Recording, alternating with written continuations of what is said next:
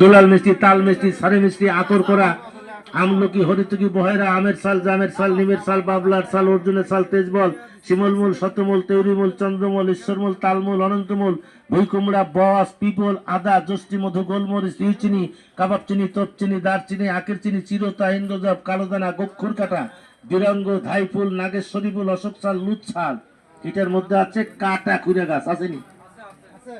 বিলাই হাসতে মানে আলকুচির বিচি। এটা সব দিয়া জাওয়ান, জিরা, আদা, বস, গোলমরিচ, এগুলো সব এটার মধ্যে যায়।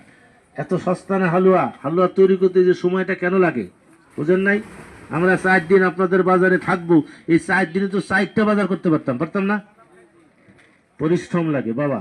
এই হালুয়াটা এই দোকানটার যিনি মালিক, ওই যে ভদ্রলোক আবু শামা মালিক ভাই, মালিক ফকির, ওনার বাড়ি আপনাদের এলাকায় সেনগ্রাম, 7 মহৎ থানা।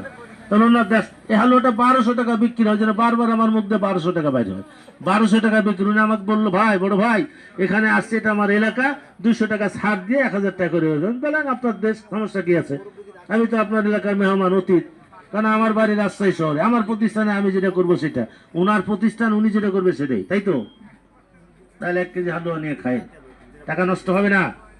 এইভাবে যদি একজন অন্ধ লোক আপনাকে হালুয়া বানিয়ে দেয়, আপনি খায়েন, আপনার টাকা নষ্ট হবে না?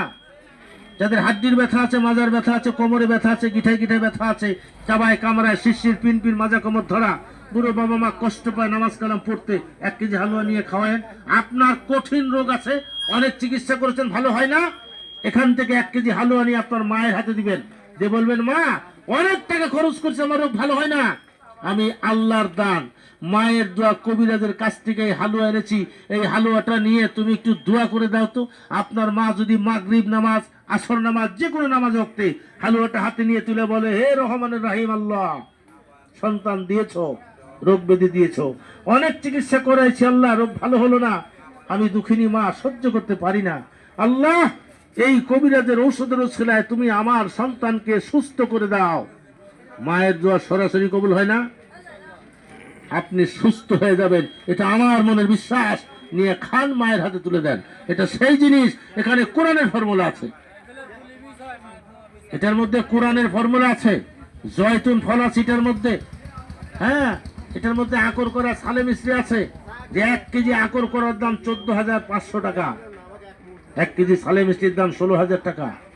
কি খাবেন আপনি?